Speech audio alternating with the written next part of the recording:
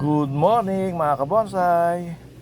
Maglilipat ako ngayon ng bonsai sa mas malaking lalagyan. Itong lilipat ko ay mga nasa 8 months old na bonsai. Kaya pwede nang ilipat sa mas malaki. Umpisa na, bawasan lupa sa maliit. Lipat natin dun sa malaking lalagyan. Ayan, tanggalin lang. Nasa kumonti yung lupa.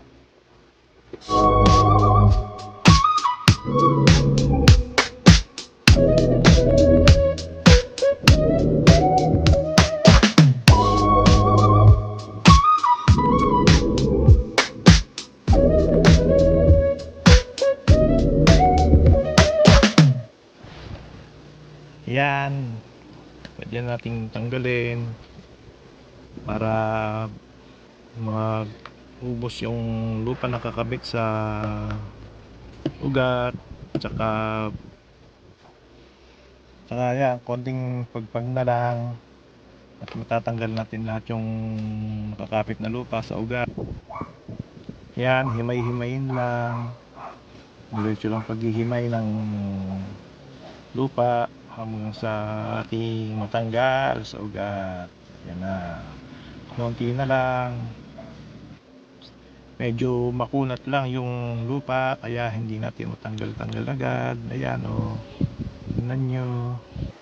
Shortcut na tayo sa paglilinis. Yan, tinatanggal lang natin ang mga ugat yung nasa ibabaw. Panoorin na lang natin.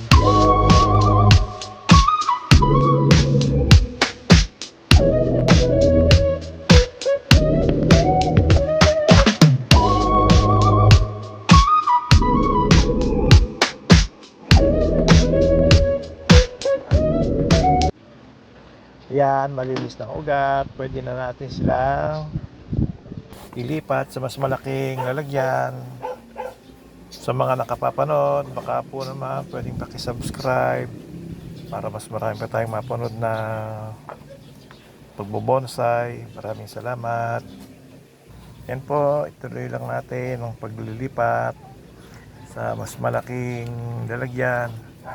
Timba pala yan, nasira.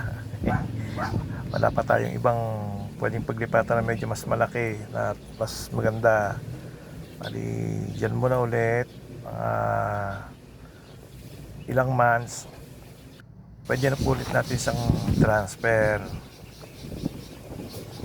Yan, hindi naman maselan yan eh. Ayusin lang natin ang paglilipat. Yan. Pinaglipatan po natin eh recycled lang yan.